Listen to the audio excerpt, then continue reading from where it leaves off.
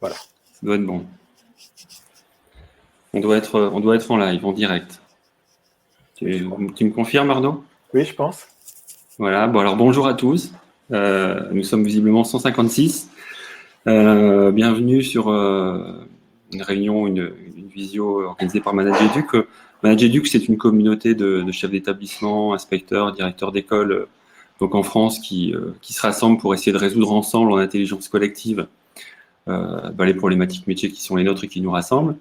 Donc en ce moment, dans un contexte un petit peu particulier en France et dans le monde, c'est-à-dire ce contexte de virus, de confinement et déconfinement. On a avec nous aujourd'hui deux collègues du Danemark que je vais présenter brièvement dans quelques secondes et puis à qui je vais donner très vite la parole puisque c'est bien pour eux qu'on est là. Avant ça, me présenter. Donc, je m'appelle Benoît Bécard. Moi, je suis inspecteur du premier degré en charge d'une circonscription dans le département du Pas-de-Calais et membre de Manageduc. Donc, je vais essayer, moi, de lire les questions, poser les questions aux intervenants et puis essayer de guider un peu, animer la discussion ce soir. Puis on va surtout écouter donc Trine et Henrik, qui sont donc deux chefs d'établissement ou directeurs ou principaux, je sais pas trop comment on dit au Danemark, d'établissements qu'on pourrait considérer du premier degré dans notre langage en France. Voilà, alors je vais donner la parole d'abord à Trine pour se présenter, puis ensuite à Henrik. Bonjour tout le monde, vous m'entendez, j'espère. Et bonjour du Danemark. Je m'appelle Trine et je suis principale d'une école primaire dans une école au nord de Copenhague où il y a environ 300 élèves. Et quoi d'autre je peux premièrement vous donner un peu de contexte sur la réouverture au Danemark. Au Danemark, notre gérante, Mette Frederiksen, le Premier ministre, a annoncé le 15 avril, ou bien avant Pâques, et elle a annoncé qu'on va ouvrir les écoles pour les élèves âgés de 6 ans jusqu'à 11-12 ans et continuer l'enseignement à distance pour les plus âgés des élèves. Et on avait le droit d'ouvrir l'école à partir du 15 avril, mais si les communes n'étaient pas prêtes, on pourrait pousser l'ouverture quelques jours si on voulait. Et notre commune, au nord de Copenhague, on a ouvert l'école le 20 avril pour les élèves de 6 à 11 ans. C'est pas mal d'obstacles et pas mal d'exigences pour ouvrir l'école pour que ça soit sanitairement OK. Alors, on a beaucoup de questions à vous poser. On va donner la parole à ton collègue Henrik pour se présenter. Mais évidemment, vous allez être des véritables sources d'inspiration pour nous en France. Vous avez un petit peu d'avance. Vous avez commencé à résoudre un certain nombre de problèmes et apporter des solutions à un certain nombre de questions qui se posent. Et je crois qu'on les partage. On y revient tout de suite. Henrik, tu peux te présenter? Yeah, hello. My name is Henrik, and I'm principal in Denmark. School in Vejle. It's one of the big cities in Denmark. So how does it work? Who translate for me, Arnaud? Ok, donc Trine, tu n'hésites pas à compléter. Donc moi, vous ne me voyez pas, je vais faire la traduction de Henrik et puis Trine m'aidera peut-être un petit peu. Donc Henrik, il est principal au Danemark dans une ville. Alors je veux bien que tu redises, Trine, où c'est? Right now, I'm a principal at school, primary school, as Trine. We have our, how to say that, up to 5th grade back in school. And that's around 400 students back at school at the same time. And the rest of the pupils get educated from home. Ok, donc il y a à peu près 400 étudiants qui sont retournés à l'école dans l'établissement de Henrik et c'est à peu près les mêmes niveaux que Trin, donc ça va jusqu'à 5th grade. 5th grade, c'est l'équivalent de notre 6e ou 5e, tu sais, Trin? Là, c'est pas comparable comme ça. Mais en âge, c'est Chez nous, les élèves commencent à l'école dans la maternelle à l'âge de 6 ans. d'accord, mais pour le 5th grade, le maximum, l'âge le plus âgé? Ouais, c'est la même chose, à l'âge de 11, 11, 12 ans. d'accord, 11, dans 2, 6, 7 Avant le collège. Ok. Alors, pardon, Edric, vous voulez parler, je pense encore. No, there are a lot of things to say, but Alors, peut-être sur un... one thing, I've had my students back at school for 2.5 weeks now. Ok, donc ça fait deux semaines et demie qu'ils ont repris. Et Voilà. vous, Henrik, Alors, Yeah. does that mean that you opened school at the 15th? Yeah, we did it Wednesday. Yeah. Yeah. Donc ils ont repris le 15 avril pour Henrik, 5 jours avant Trin. Et Alors, nous, on pour a eu les 5 jours de plus, et ce qui était très, très confortable parce qu'il y avait pas mal de préparation à faire. Et en même temps, c'était pendant les vacances de Pâques au Danemark. Donc, on a été très, très contents dans ma commune d'attendre quelques jours pour être tout à fait prêt. Donc, il y avait pas mal des restrictions sanitaires à suivre et des meublements qui devaient, ou bien la création des zones pour chaque classe. Ah bon, j'ai Siri sur mon iPhone qui commence. Désolée. alors peut-être justement, alors d'abord, inviter nos 160 participants à utiliser le chat sur le côté et poser vos questions. Moi, je suis là aussi pour surtout relayer les questions que vous allez poser. J'essaie de suivre ça en direct pour les poser à nos deux collègues. Pour lancer les échanges, je disais en aparté avant qu'on soit en live que en ce moment, nous en France, on a la date du 12 mai. Donc dans une dizaine de jours, comme date de retour des élèves. Et c'est vrai que nous avons beaucoup de questions. On a un protocole sanitaire qui sera respecté, qui devrait être rendu public dans les heures à venir. Peut-être un premier champ de questionnement. Est-ce que au Danemark, l'inquiétude a été importante?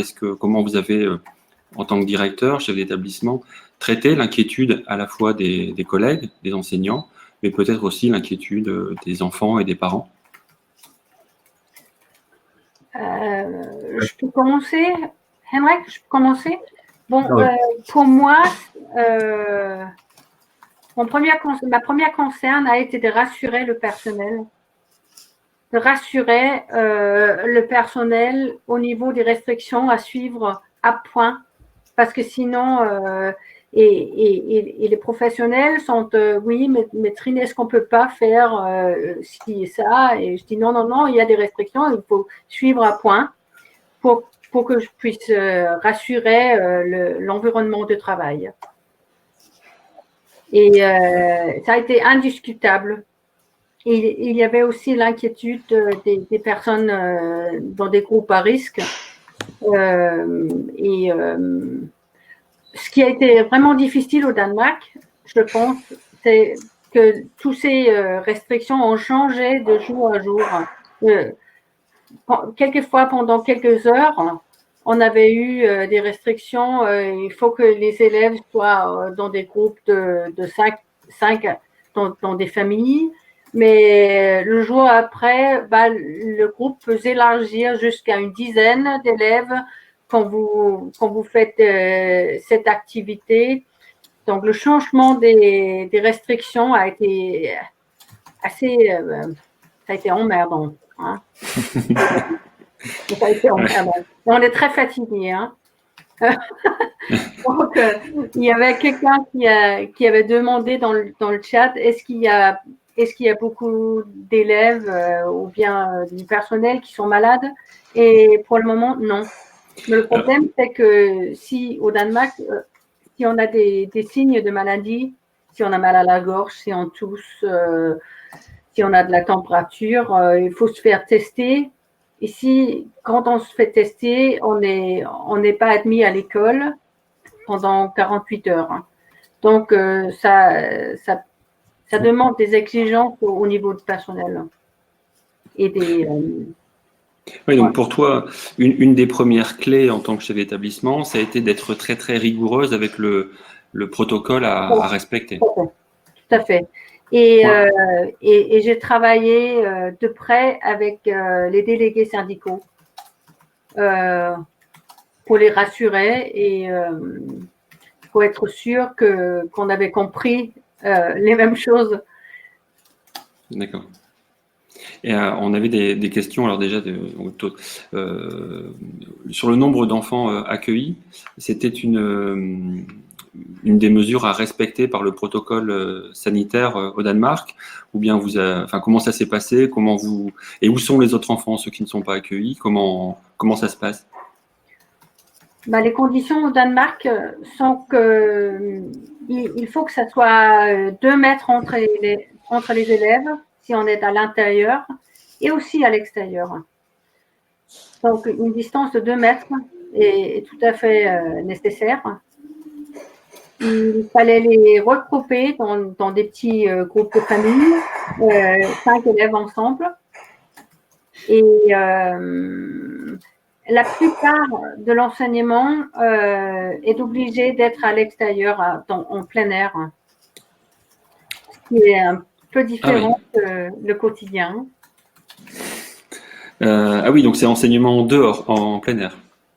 D'accord.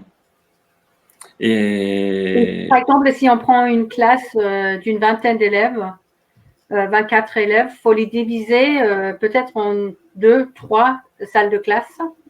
Donc, c'est facile de voir le nombre de personnel que ça exige.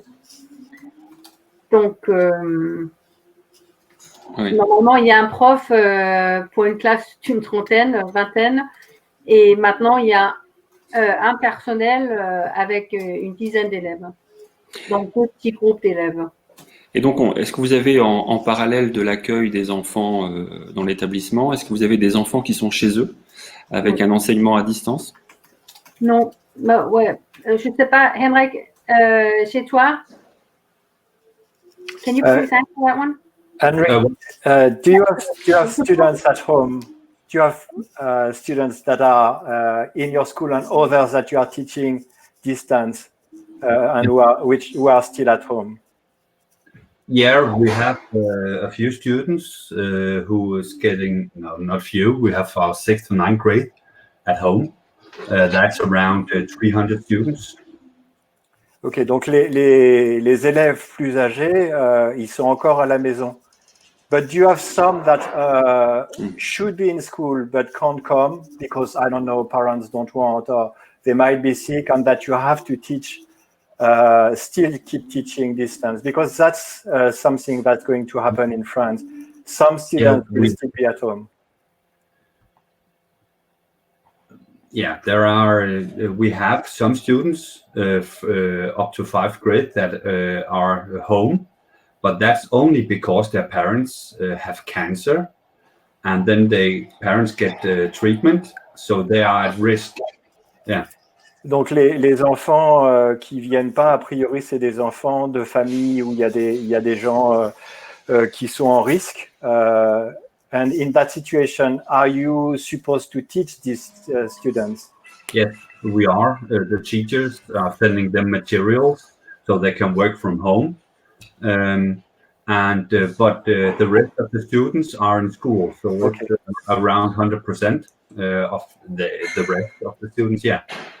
Ok, donc apparemment c'est une minorité, et dans ce cas-là, les enseignants envoient du matériel et donc enseignent comme ça à distance, plutôt avec des choses qui sont envoyées. And I don't have any sick kids at the school, students, and no sick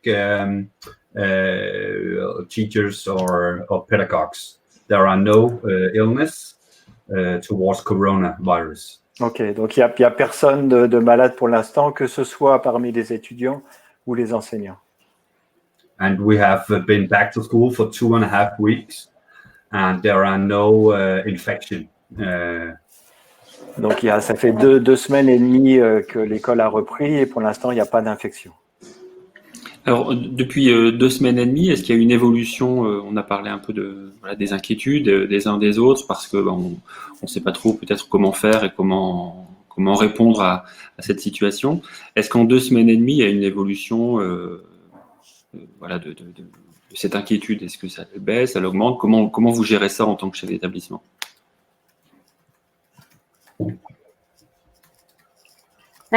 L'inquiétude a clairement descendu. Ouais.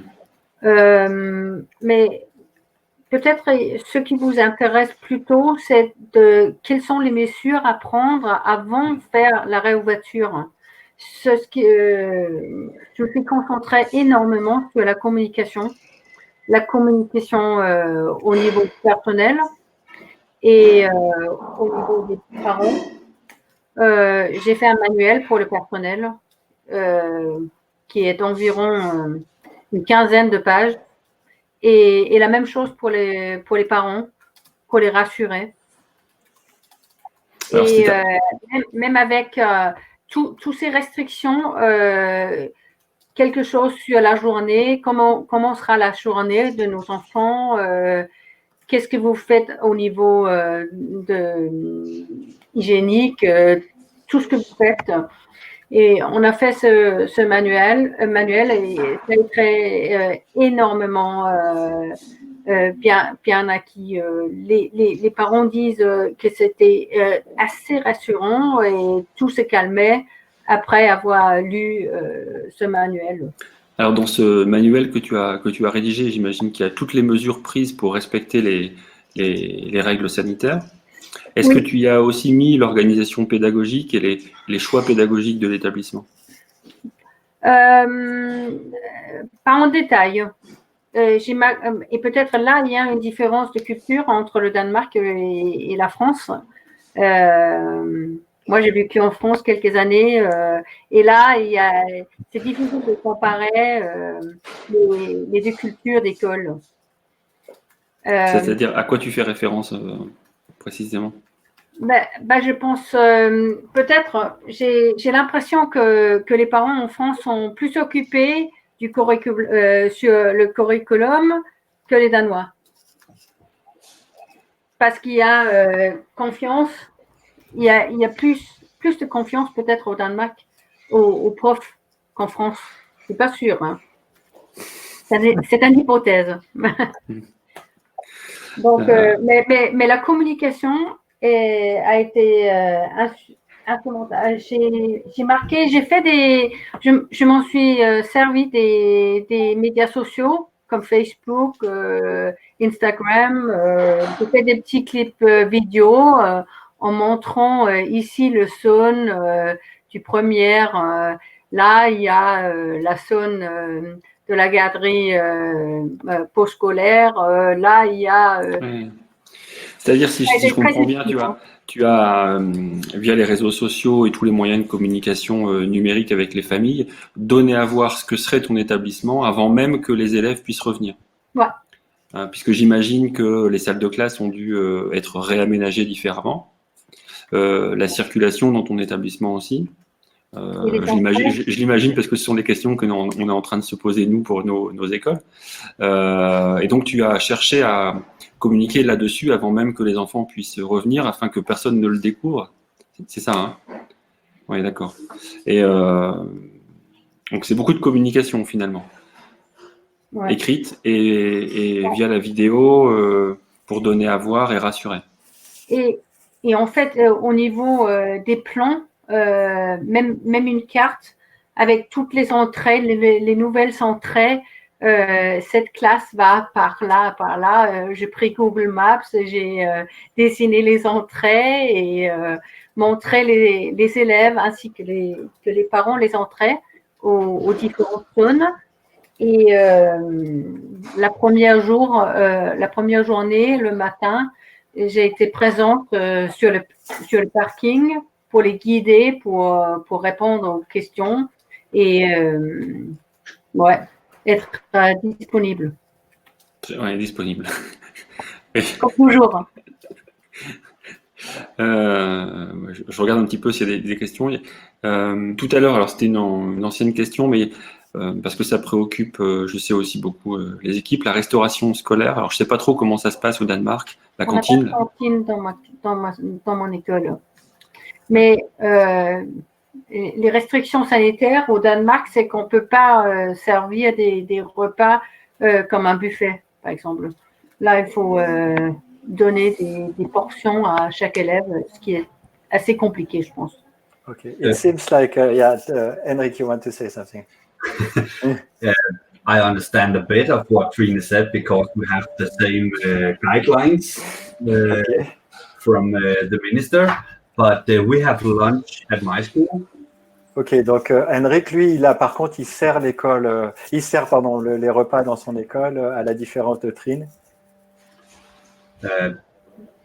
Yeah, and I used a lot of the same things as Trine, Instagram, Facebook. We made maps for the students. I have some of it here, just to show how we do it, how to wash their hands. We have all over the school, and yeah. Donc Henrik, lui aussi, il a beaucoup utilisé les médias sociaux pour communiquer avec les familles. Et puis il y a eu aussi l'utilisation de visuels, là aussi, pour assurer ça a été important aussi. Yeah, exactly. Vous voyez? Vous arrivez? On voit pas très bien, Trine. Ah bon? Ben, on a fait produire en français des signes pour comporter le... Attendez. On a fait des signes en français si vous en voulez après. Super, merci. In Denmark, the minister of health also sent out videos for all the parents to prepare the kids before coming back to school. Donc, So parents could talk with their kids at home. La préparation, elle a aussi consisté en des vidéos qui ont été en fait préparées par le ministère de la Santé avant la réouverture des écoles, ce qui a permis en fait aux parents de travailler avec leurs enfants pour préparer les gestes. Oui, sur les gestes barrières. Was it about the safety? About how to wash their hands, and they will meet a new different school, not the same school, but they will meet a different school. And I think when I saw the kids, they were really good prepared. They knew what to happen at the school and where to go, which door they should use, and so on, because they have talked with their parents.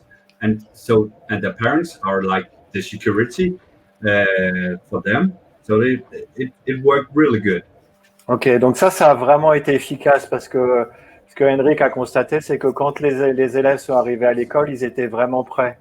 Ils avaient déjà les mesures en place avec vraiment un rôle des parents d'être ceux qui sont finalement les garants de la sécurité. Oui, se préparer, réussir à communiquer suffisamment précisément, à la fois pour donner à voir ce que sera l'établissement, mais également permettre aux élèves de se préparer aux gestes barrières avant même de les vivre et de rencontrer l'enseignant à nouveau, par des visuels et des vidéos. Alors j'ai vu que certains de nos collègues là, qui sont présents seraient très intéressés pour récupérer les livrets du Danemark ou les visuels. Les Tanzanois. So there are questions about getting the videos and the manuals available for us to maybe just get inspired. Big friends, so Donc, je peux faire la traduction des titres, ce qu'on a écrit dans le manuel. Les titres sur Jacques, ça pourrait être utile, je pense. Et surtout, quand les élèves arrivent à l'école, le plus important, à mon avis, c'est de pousser le comportement des élèves. Parce que... C'est-à-dire pousser le comportement. Pousser le comportement pour qu'il L'influencer, en fait. La bonne chose. Pour que le comportement soit correct. donc pas montrer des vidéos pour faire un petit peu jeu de rôle. Nous, on est un groupe de 5 élèves, on est une petite famille et comprendre aussi pour les élèves, on ne peut pas faire des embrassades peut-être comme normalement. Au Danemark, c'est assez normal que le prof donne des embrasses aux élèves. J'avais une autre question.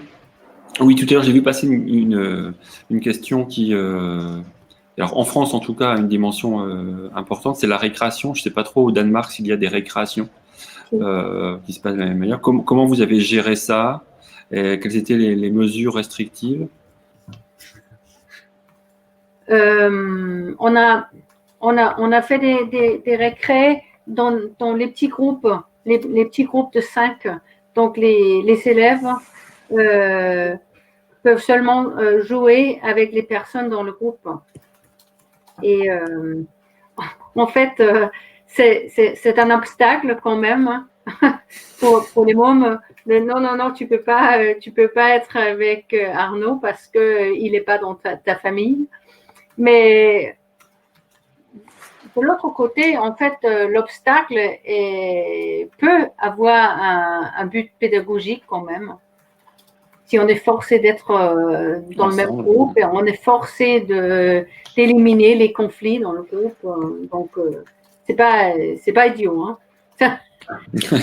On peut s'en servir dans un métier pédagogique aussi. That's one of the big issues in Denmark, the playground time, the free time on the playgrounds. As Trine said, that they have to play in their family groups, learning groups, but kids are kids, and they are seeking each other, especially the smaller kids. When they play inside the school, it's easy for us to uphold the rules. Donc ça, effectivement, Henrik confirme que c'est vraiment une grosse difficulté, ces temps de récréation. Donc il y a le même principe chez lui de famille. Les enfants sont en fait en petite famille de 5 dans lesquelles ils sont censés rester. Et effectivement, de les faire rester dans leur famille, ça c'est vraiment difficile. Et on a des questions. Pardon. The minister said at one time that, and it's really important that someone high up in the system is the Danish educational minister said that kids are kids. So that's like not an excuse, but we cannot, at least in Denmark, not hold kids from each other, playing with each other between learning groups. That's pretty difficult. So the minister has said that kids are kids. And that's like, I don't know, Trine, if do you know what I'm talking about, right? Yeah, that behavior on paper, it all looks good, but behavior is difficult outside. Oui, mais... Donc, attends, Trine, je vais juste traduire. Donc, ce que je comprends, puis tu corrigeras, Trine, si j'ai mal compris, c'est que ça, c'est difficile et ça, même le ministère reconnaît que les enfants, ça reste des enfants et que c'est difficile de les empêcher finalement de jouer avec leurs amis. Et donc, il y a les règles sur le papier, puis il y a la réalité. Oui, tout à fait. But we still have to remember that there are no sick kids at my school and no adults either. So, I don't know. I'm just a principal. I'm not a doctor or something. But it doesn't seem to have that big importance. And at my school, we get the playground cleaned 2 times a day with, I think it's a mix of soap and so when the students are in, there are people outside spraying the playground. Donc, ce que Henrik dit, c'est qu'en tous les cas, même si ces règles sont difficiles à appliquer, ça a quand même l'air de fonctionner parce qu'ils n'ont pas de cas d'enfants qui sont ou d'enseignants qui sont malades. Et puis un point aussi à ajouter, c'est que la cour de récréation, elle est nettoyée deux fois par jour. And inside, C'est une exigence. Et ça, D'accord. ouais, ok. and inside we get cleaned 2 times a day, and the doorknobs, get cleaned as well at the whole school. So we have more cleaning inside and outside than we used to. Donc pareil à l'intérieur, effectivement, c'est nettoyé deux fois par jour. On a des questions quant à l'effectif, le personnel. Combien il y a d'adultes dans l'établissement pour s'occuper des enfants accueillis? Vous pouvez répéter, j'ai pas entendu. Le personnel, les adultes disponibles dans l'établissement pour accueillir et prendre en charge les groupes. Combien il y a de personnel? Ce sont les profs habituels, les enseignants habituels, ou il y a d'autres personnels qui sont venus en renfort? Normalement, il y a un prof pour une classe. Et aujourd'hui, il y a 3 personnels par classe. Et alors, ils viennent... Also at my school, as a dream is, yeah. So you have additional teachers. Ouais. Les pédagogues pour la garderie postscolaire qui est dans l'enseignement pendant le jour aussi. D'accord. Et ce sont des gens qui ont été... Des éducateurs qui sont pas normalement les profs dans la classe, mais qui connaissent les élèves par la garderie postscolaire, mais qui travaillent. En France, ça pourrait être l'équivalent des personnels municipaux qui s'occupent des temps de garderie et d'accueil périscolaire. Enfin, c'est comme ça que je sais pas, Arnaud, ce que tu en penses. C'est comme ça que je vois les choses. Au Danemark, on peut sur l'école, il y a une garderie. On peut joindre la garderie le matin avant les cours. Normalement, c'est à partir de 6 heures jusqu'à 8 heures.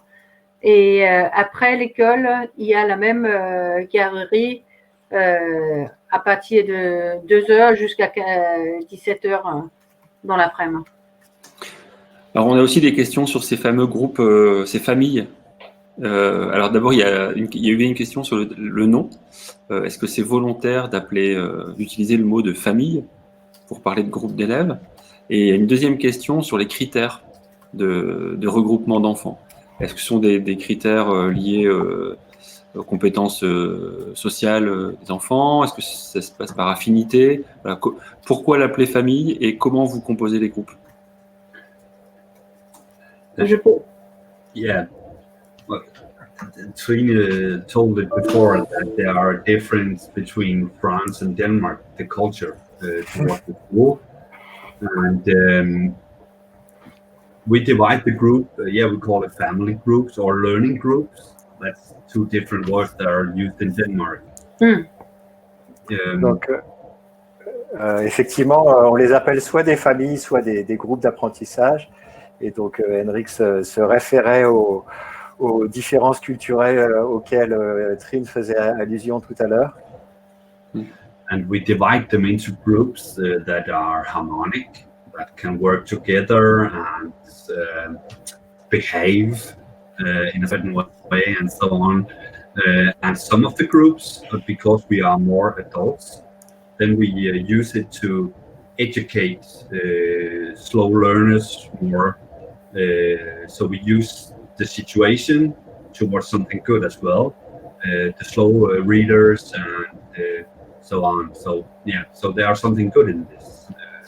Donc les groupes, ils sont vraiment choisis avec attention, à la fois en fonction du comportement des élèves, mais aussi dans la manière dont ils peuvent se compléter pédagogiquement avec en particulier peut-être des enfants qui mettent plus de temps à apprendre, qui vont être, si j'ai bien compris, à parier avec d'autres qui vont pouvoir les aider. Trine, c'est bien ça? Oui. Ouais. Et ce qui est indispensable, c'est que ce sont les profs qui forment les groupes, parce que ce sont eux qui connaissent les élèves et leurs difficultés, etc., au niveau social ou bien de l'enseignement. On a eu quelques parents qui ont demandé est-ce que c'est faisable qu'elle change de groupe parce qu'elle joue mieux avec Mélanie. Non, c'est pas une question d'amitié, c'est une question de former des groupes qui fonctionnent sans trop de conflits. Me as well. That's up to the teachers and not the parents. Ok, donc pareil chez Henrik, il y a des parents qui ont demandé de changer et ça a été non. Non. Alors, moi, il y a des questions qui tournaient autour de ça, et puis moi, j'avais aussi une question, parce que j'ai pas très bien compris. Est-ce que l'effectif total de l'établissement est finalement accueilli? Tout le monde est là, ou il y a des élèves qui ont fait le choix de rester chez eux? Chez moi, c'est 90% des élèves. J'ai pas mal de mamans qui sont enceintes et vu qu'elles sont dans des groupes de risque et elles sont déjà en congé de maternelle, elles ont demandé est-ce que c'est faisable qu'elles restent chez nous et moi je dis oui. C'est l'absence interdit mais sans conséquence. Et on les aide. Yeah, me, it is 98% of the students. Ok, 98% chez Henrik. Oui. Alors sinon, en termes, mais en vous projetant un petit peu, vous avez un petit peu d'avance sur nous. Ce déconfinement, enfin ce confinement et déconfinement, est-ce que ça a un impact sur les choix pédagogiques et les apprentissages réalisés, et alors à la fois préparés par les enseignants et réalisés par les élèves? Dites-nous un petit peu comment ça se passe, comment vous voyez les choses. Il y a un obstacle qui est très, très grand, c'est que ce sont les mêmes personnels qui sont autour d'un groupe. Donc, ça veut dire qu'un prof de danois et maths, peut-être, sont ensemble, mais il n'y a pas des profs de français, d'allemand, du sport, etc. Donc, c'est le curriculum fixe. N'est pas comment dire, que dirais-je, c'est pas le curriculum normal qui est en fonction. C'est surtout les compétences des personnes autour d'un groupe qui forment l'enseignement. Et à mon avis, ils sont très créatifs et innovants. C'est assez impressionnant de voir comment ils font. Et alors, comment ils font, justement? Comment ils font? Ils sont crevés de fatigue. Ils essayent c'est en plein air. L'enseignement est en plein air, donc ils s'en servent de la nature et l'extérieur, tous ces entours au niveau de nature. Donc, le maths dans le forêt, les courses au niveau du matière comme danois, par exemple, font tout. Et donc, par exemple, on peut, si j'ai bien compris, on a deux ou plusieurs professeurs qui s'occupent d'une classe, qui sont, par exemple, le professeur de mathématiques, il sera peut-être en binôme avec un professeur de danois, exact. Et il y a peut-être pas de professeur d'anglais. Non. Et donc c'est aux deux professeurs, s'ils veulent proposer des cours d'anglais, d'innover, d'essayer en fonction de ce qu'ils peuvent et de ce qu'ils savent faire et de leurs idées. C'est ça? Mais ce sont des profs au Danemark on a des matières spécifiques qu'on enseigne, mais pas mal de profs sont capables d'enseigner d'autres matières aussi. Et tout le monde est bilingue au Danemark au niveau d'anglais, donc ça ne pose pas de problème. Trine, I think that, I don't know if you have explained it, but the expectations that parents can have, we have nødundervisning, and that's one of the big things. I think that the parents cannot have the same expectations to what the students are meeting in the school. That's a big thing that we can do that, you know. Yeah, I don't know if you have said it. Du coup, je vais traduire très et puis pareil, tu corriges que je suis pas sûr d'avoir compris. Donc, ce qui a été important, c'est aussi d'être clair sur les attentes des parents et de dire que c'est pas les mêmes attentes que d'habitude. C'est bien ça? Trine? And that has been one of the big things in Denmark, that we have said that the schools are not the same that we know in this period of reopening the schools. It's different kind of rules towards the curriculum. Yeah. Et donc être clair aussi que l'école en ce moment, c'est pas l'école qu'on connaît d'habitude. Donc ça, c'est important de. L'objectif, c'est d'ouvrir le pays. L'objectif, c'est d'ouvrir le pays. Ouais, l'objectif principal, c'est de rouvrir le pays. Oui. Et donc là aussi, en fait, c'est de la communication, c'est-à-dire que expliquer bien aux familles et aux élèves, j'imagine, mais aux familles que le programme n'est pas celui qui était prévu et que c'est pas l'objectif prioritaire finalement. Et on crée des plans hebdomadaires pour que les familles consultent ce qui va se passer pendant chaque jour, donc pour les préparer le mieux. Hein. On a des questions sur la gestion de l'hétérogénéité, les élèves en difficulté, les élèves en réussite. Comment vous gérez cette grande hétérogénéité? Dans des petites familles. Alors, moi, j'ai envie de vous poser une question parce que parmi les nombreux gestes pédagogiques et professionnels pour répondre aux besoins des élèves, on a tout ce qui tourne autour de la coopération des élèves. Et comment les travaux de groupe, les interactions, comment faire coopérer les élèves tout en respectant les mesures sanitaires strictes. Comment vous faites?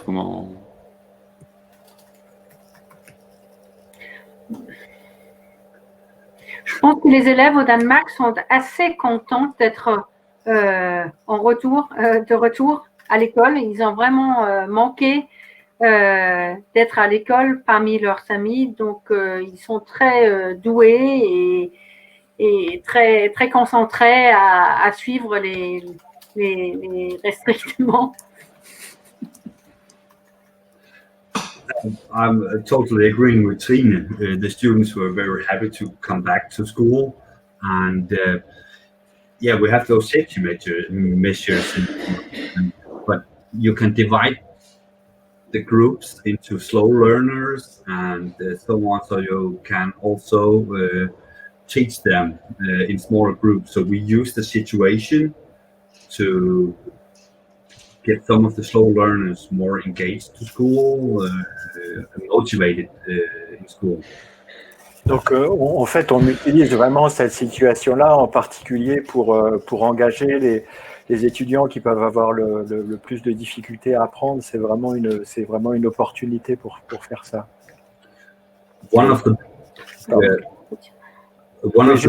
J'ai pas traduit, sorry, Henrik. J'ai pas traduit le début où Henrik disait qu'il était complètement d'accord avec Trine sur ce qu'elle disait. Sorry, Henrik. Yeah. No, it's okay. Trine, one of the big issues in Denmark at my school and my municipality is that the bilanguage, the tosprogede students are hard to get back to school because the parents are afraid. Altså, de tosprogede, ikke? Oui, mais c'est tout à fait vrai. Ça, j'ai pas compris du coup. Parmi les enfants des immigrés, il y a pas mal d'angoisse. Les parents ont peur pour envoyer leurs enfants à l'école. Donc, nous, on s'est servi des... comment on appelle ça en français les éducateurs sociaux. Ça oui, va ouais, c'est ça. Ouais. Eux qui sont normalement en contact avec ces familles, ils ont fait traduit mon manuel en arabe et donc après c'est pas de problème, ils c'est sécure, il n'y a rien à craindre pour envoyer les enfants à l'école. Donc, il y a un peu de vous êtes dans la région parisienne? Alors, moi non, dans le nord de la France, près de la Belgique. Mais par contre, là, nos collègues qui nous écoutent sont répartis sûrement un peu partout sur le territoire français, Pour les Catalans. en zone urbaine ou en zone rurale. Il y a une question que j'aimerais vous poser, moi, parce qu'elle m'intéresse. Peut-être ce que j'ai écrit dans le manuel aussi, c'est que le terme inclusion existe en France aussi. Oui. Et ça pose de temps en temps des problèmes au niveau des profs ou au niveau des classes. Mais moi, j'ai marqué la sécurité va devant l'inclusion.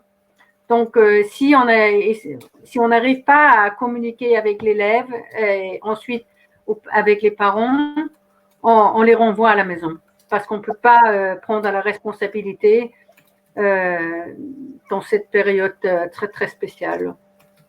Oui, d'accord. Et ça a été, les parents sont bien sûr informés de ce principe-là que tu as retenu?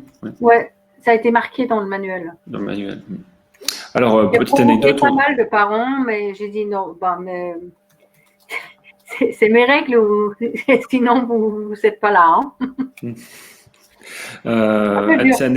C'est anecdotique, c'est en dehors du sujet, mais parce que c'est un clin d'œil. On a un collègue qui n'est pas en France, qui est en Argentine, au lycée de Buenos Aires, qui est avec nous là actuellement, qui nous écoute et qui suit la conversation. Donc, Manager Éduc est donc international, Arnaud.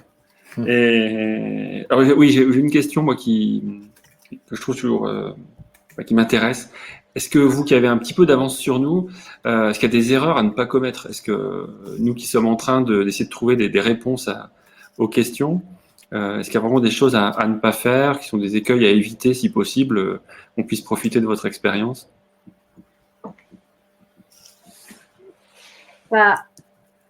Avant la réouverture, dans le manuel, j'ai marqué on va certainement commettre des fautes. Certainement.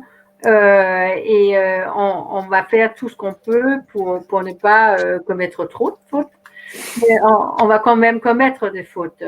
Et on a invité les parents à nous contacter si eux ont des questions ou des problèmes ou des angoisses quand même. Hein. Ouais. Donc on a une collègue qui dit la franchise c'est la clé, l'honnêteté, c'est-à-dire être honnête, être franc et puis dire la vérité aux parents. Oui. Ouais. C'est ça. Oui, parce que si on dit tout soit selon les règlements, on ne peut pas rassurer parce que les mômes sont les mômes. Et peut-être qu'une fois sur deux, peut-être il y a un élève qui oublie ou qui échappe de se laver les mains. On ne peut pas faire des garanties. C'est pas l'armée, hein. C'est une école. I agree with Trine in this that we are going to make mistakes and things we cannot all the time behave inside the rules. We have to sometimes bend the rules and go outside the rules to make a day work. And that's just the thing with this, that you cannot write this in paper and do it in real life. You can write a paper and do some of it in the real life. And you have to make the parents and the kids safe in what you're doing. Donc c'est pareil chez Henrik. Effectivement, il y a eu vraiment cette idée d'être transparent et accepter finalement qu'il y a ce qui est écrit sur le papier et puis il y a la réalité. On fait tout ce qu'on peut pour que les élèves soient en sécurité, mais voilà, en acceptant aussi que les choses soient pas parfaites. Au niveau du milieu de travail, moi j'étais très très stricte au niveau des restrictions pour rassurer le personnel. Moi, je dis pas, ouais, vous pouvez faire tout ce que vous voulez parce que les mômes sont les mômes. J'ai dit très strictement et je pense peut-être, je sais que quand je rentre dans mon bureau, peut-être il y a quelqu'un qui va essayer de résoudre le problème eux-mêmes, mais moi, j'ai pas accepté comment dire, des interprétations des règles. Parce que sinon, c'est difficile d'être le principal, je pense. Et je pense une chose qui a été très, très utile au Danemark, au moins pour moi, c'est un réseau ou bien un groupe sur Facebook. C'est un consultant que je connais depuis des années. Et elle a créé un groupe pour les principaux ou les chefs d'entreprise des écoles au Danemark. On a invité tous les chefs d'entreprise et là, on a partagé énormément d'idées. Comment faire s'il y a cet principe de sécurité au niveau de santé, qu'est-ce que vous faites? Et là, on en voit... ouais, mais moi j'ai déjà écrit ce principe, tu t'en veux la mienne. Et ce partage entre principaux a été génial. Hein. Jamais vu. Donc ça, tu nous invites à beaucoup de collaboration, de partage d'expériences entre collègues. Oui, parce que c'est énorme. Il y a énormément d'obstacles et si on est une centaine qui pensent ensemble, on arrive peut-être à faire quelque chose de bien. Ouais. Donc surtout ne pas rester seul avec la situation. Ouais. You asked if there was something you have to avoid. And this may seem like a small thing, but a very big thing. This is my son, the youngest one, and their hands of washing hands 5 times a day or more. It's very hard for the hands, and that was one of the things we didn't knew in the start. And so now, when they have washed their hands, they use some cream on it, and that seems like a big thing, but it seems like a small thing, but it's really big now because they can develop diseases with So that would be a thing to have some lotion or something. Ça peut paraître complètement anecdotique, mais en fait, il y a une chose à laquelle on n'avait pas du tout pensé, c'est que quand les enfants en fait se lavent les mains très souvent, 5 fois par jour ou plus, en fait, au bout d'un moment, les mains en fait sont ça crée des problèmes. C'est important du coup de mettre de la crème, sinon d'abord ça peut faire mal et puis ça peut aussi créer des maladies, des choses comme ça. Donc ça fait partie effectivement des choses auxquelles on a dû s'adapter en route. Et très important aussi, le gel hydraulique, faut pas s'en servir pour les enfants. Hein. Ça crée les mêmes problèmes. Le savon et l'eau.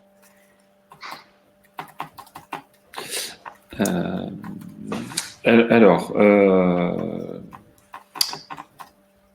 quel serait, je sais pas, Arnaud, jusqu'à quelle heure on a? On a encore 5 minutes. Encore 5 minutes. Ouais. Il y a des questions. Il y a une question là qui est une vraie question. Alors, nous en France, on a dans les restrictions, en tout cas dans l'objectif qu'on s'est fixé, c'est d'accueillir aussi les jeunes enfants à école maternelle, donc en dessous de 6 ans. Et en dessous de 6 ans, il y a des questions liées notamment au passage aux toilettes, tout ce qui est lié à l'autonomie. Comment vous gérez avec les enfants les plus jeunes dans vos établissements et en respectant la distanciation sociale, ces moments un peu particuliers où l'enfant a besoin parfois d'aide lorsqu'il est très jeune?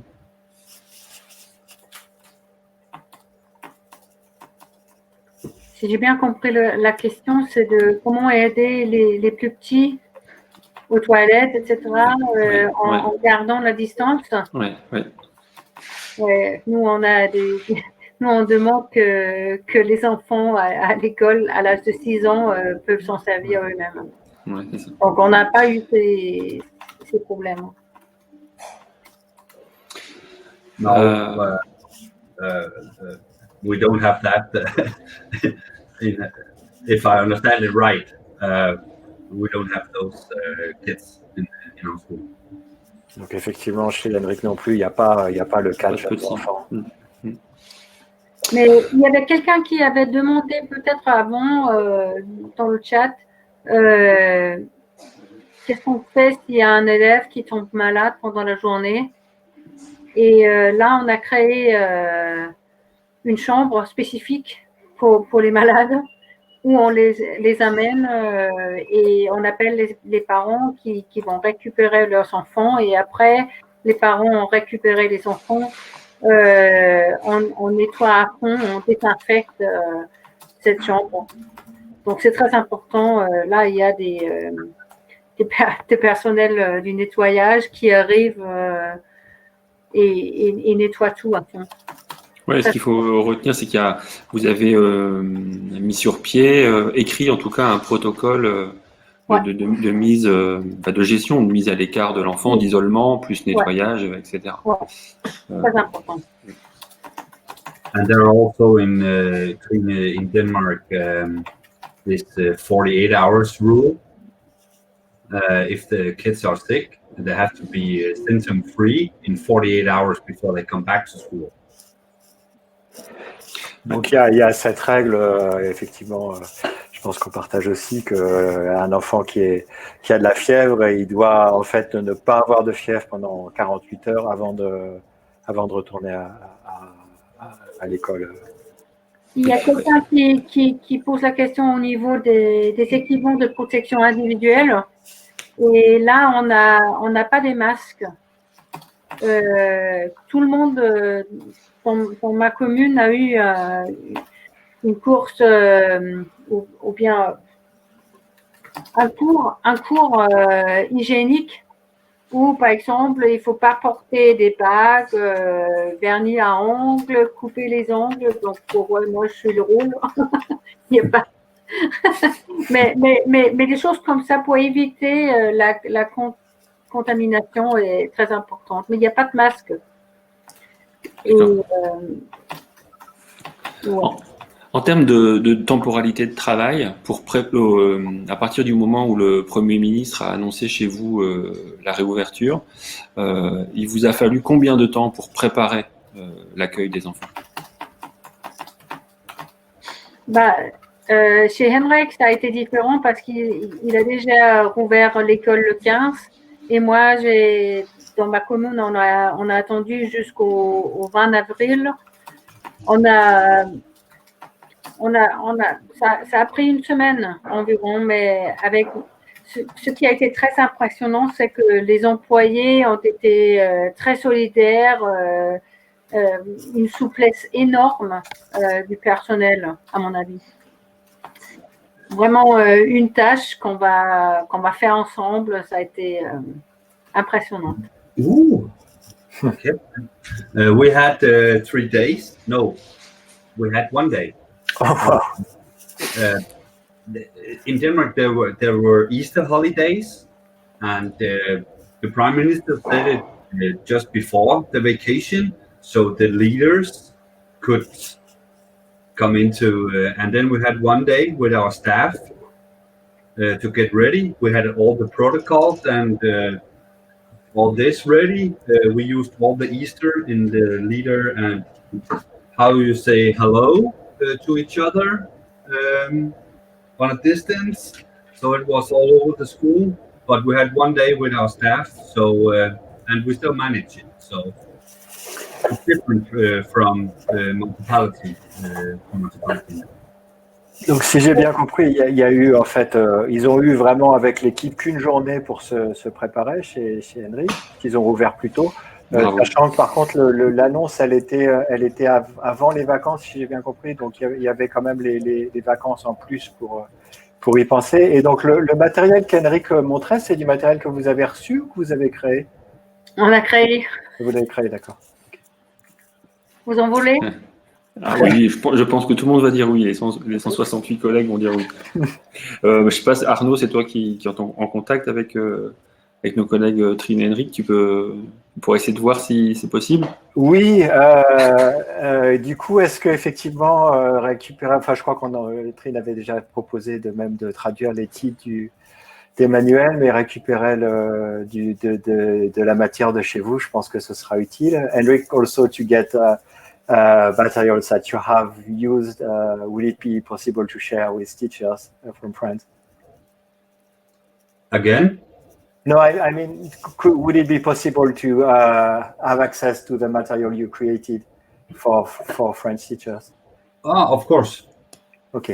Et en plus, Arnaud, Karine, elle vient de dire qu'elle traduisait pour tout le monde. Merci, Karine. So we have people ready to translate them. But I don't know if it's in Danish. That's different. En danois. It is. But I think the pictures are universal, like international. Avec les images, ça devrait aller. Yeah. Non, mais je pense, même si Henrik a réussi à faire les préparations avant la réouverture, vous, si le plan est d'ouvrir le 18 mai, je pense qu'il faut bien commencer parce que le plus que vous avez préparé, le plus vous pouvez rassurer votre personnel. Et même demander, je ne sais pas si on peut, au niveau des syndicats, parler avec eux, parler d'une tâche très, très extraordinaire. Et tout ce qui est normalement le travail d'un prof, d'un éducateur, d'un pédagogue, c'est pas important. Ce qui est important, c'est de résoudre le problème avec les restrictions sanitaires.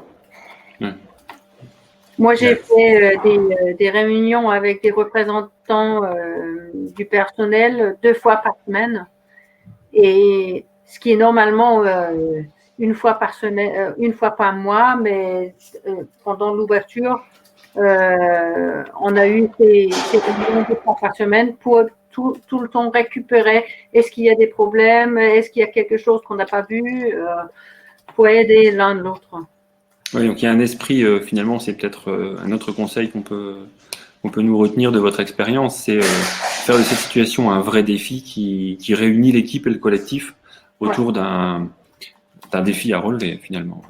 Et on ne le relève que si on est tous ensemble derrière cet objectif-là. C'est ça?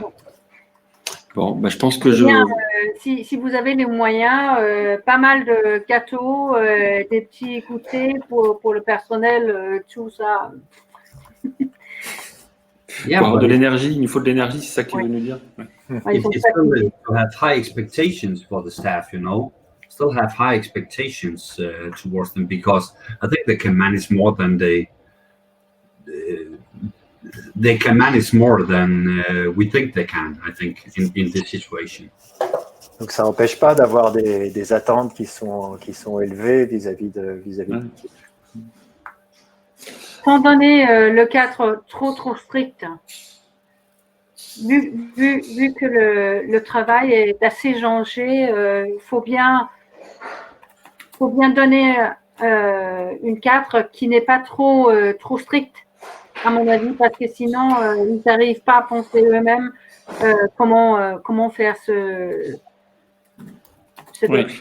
Donc, finalement, il y a un équilibre à trouver. Enfin, il y a la rigidité des mesures sanitaires. Et là, tu nous conseilles d'être très strict sur le respect des mesures sanitaires. Ouais. Mais par contre, beaucoup de souplesse pour permettre aux profs, aux équipes de trouver des solutions et d'être créatifs pour trouver des solutions. Tout à fait. On va probablement devoir s'arrêter. Ouais. En tout cas, je ne sais pas si vous avez eu le temps, Henrik, Trine, de lire les messages de remerciement, mais je les ai vus passer. Vraiment, un grand merci au nom de tous les collègues qui étaient là ce soir. Tout le monde vous remercie. Beaucoup aimeraient vivre au Danemark, visiblement, et votre expérience est très enrichissante. Merci d'avoir pris le temps de nous aider et nous faire profiter de ce que vous avez fait. Et bon courage. Merci, à vous aussi. Merci. Thank you so much. You're welcome. Ok. Alors.